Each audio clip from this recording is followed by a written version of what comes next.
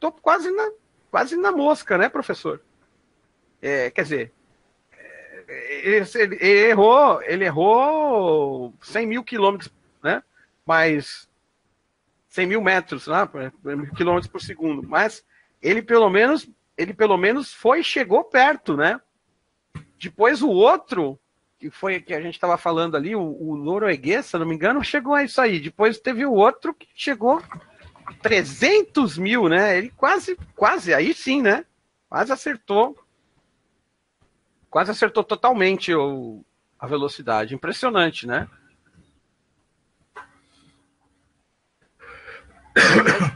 Eu fico realmente pasmo, né?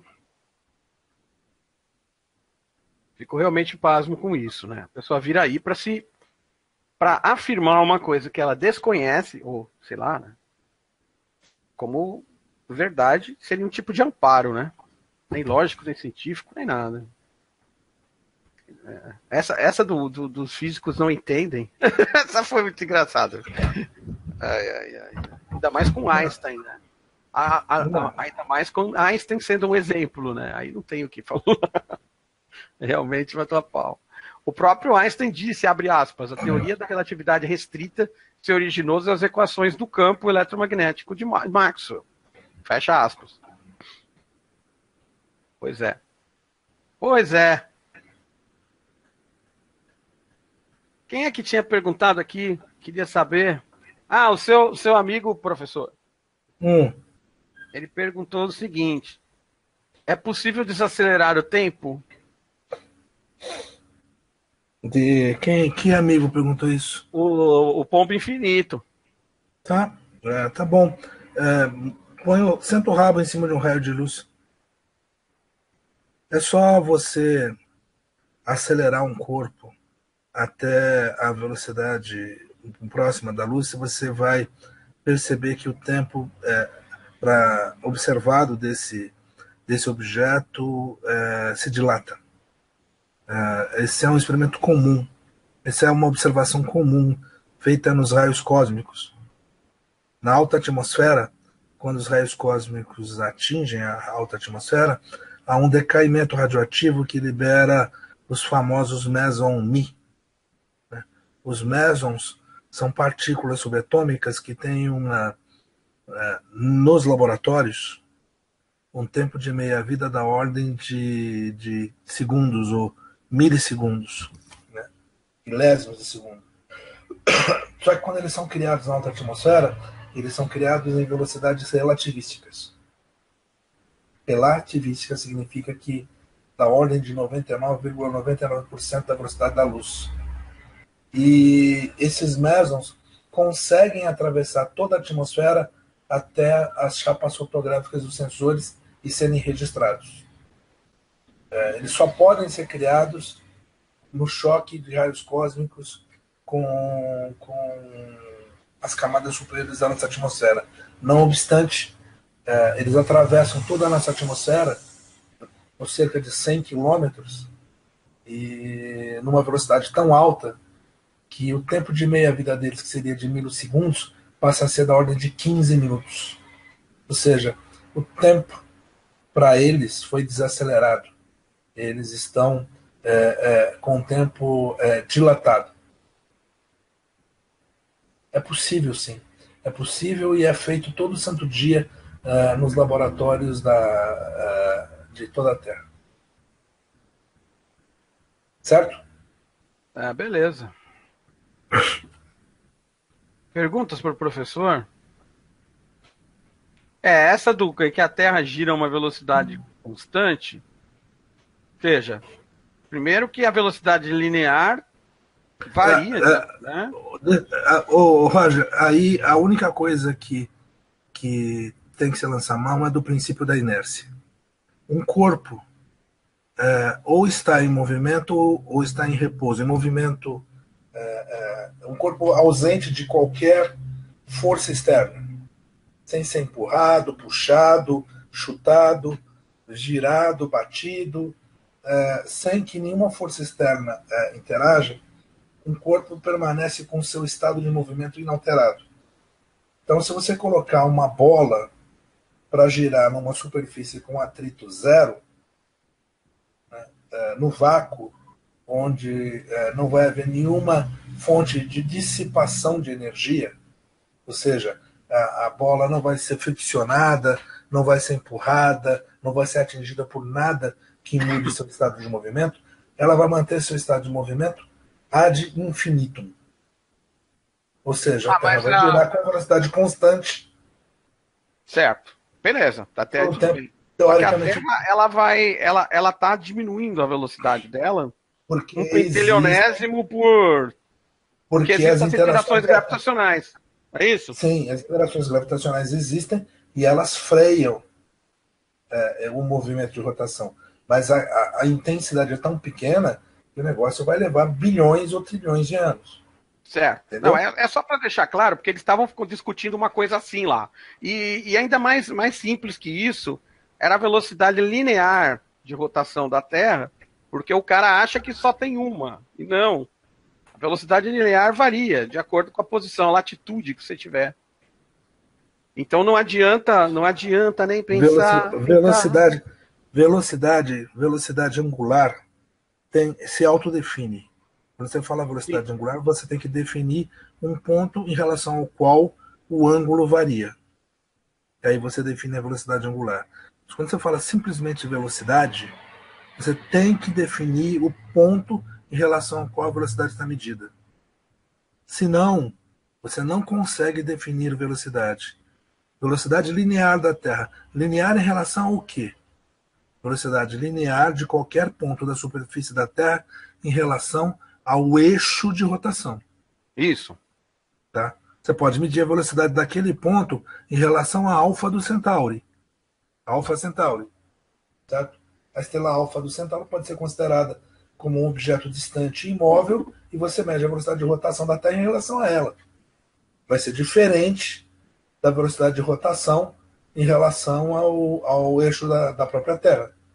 Velocidade se define por um módulo, por um valor, né, por uma direção, por um sentido, por uma origem do ponto de medida.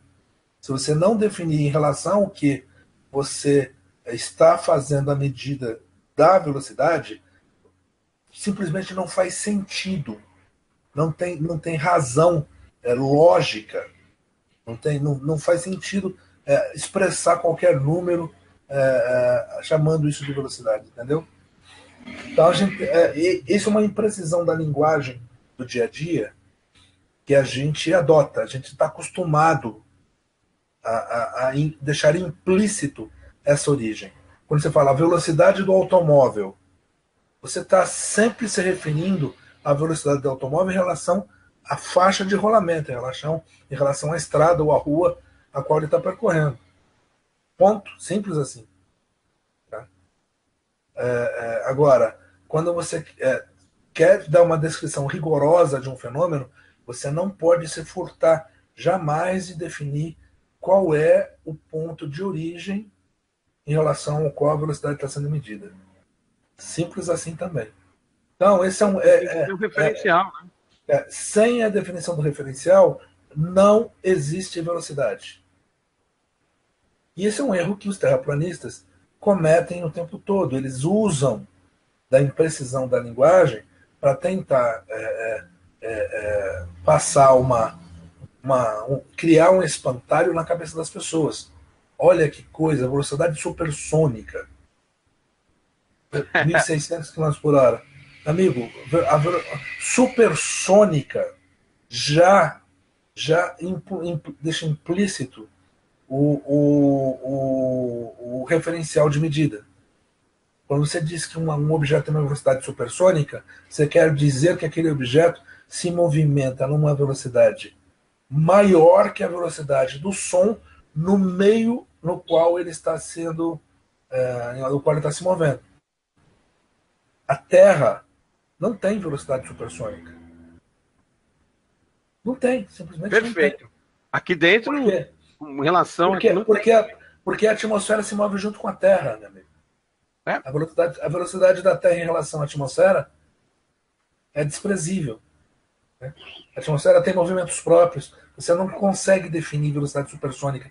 para a Terra. Ah, a velocidade da Terra em relação à nuvem molecular no centro da galáxia. Aí você pode definir qual é a velocidade do som naquela nuvem molecular e aí você pode dizer que a velocidade se movimenta supersonicamente em relação àquela nebulosa. Perfeito. Isso faz sentido. Se você não definir o ponto de origem, falar em velocidade é simplesmente besteira. Tá? Então, qualquer argumento terraplanista já começa errado por aí. Sem perfil, boa tarde. Opa, boa tarde. Boa tarde, Roger. Boa tarde, Jacques. Boa tarde, Helga e Neto. Boa tarde a todos. Pode falar. Vocês estão me ouvindo? Vocês estão me ouvindo bem? Que Olha, deixando claro, eu não estou vendo o chat, tá? Não estou com condição de ver o chat. E estou com saudade aí também de todo mundo. Eu fiquei uns 20 dias fora, né? Metade da viagem foi programada, a outra metade foi um presente dos caminhoneiros do Brasil aí que não deixavam eu abastecer o carro para voltar para casa. Só que eu voltei, estou com bastante compromisso agora, um monte de coisa que eu preciso fazer, né? Então não está dando tempo nem de me atualizar aí sobre esse assunto, mas é divertido e pelo que eu vi a coisa está acabando, né? Acho que nós vencemos, tem pouquíssimos, o último que saía apagar a luz, pouquíssima gente ainda produzindo alguma coisa, né? Conteúdo eles nunca produziram, né? É só aquela palhaçada do presidente lá com os palitinhos pregados com parafina. Parafina? Cera de vela, o Leandro falando besteira, mas o resto tá tudo parado, apagando o canal.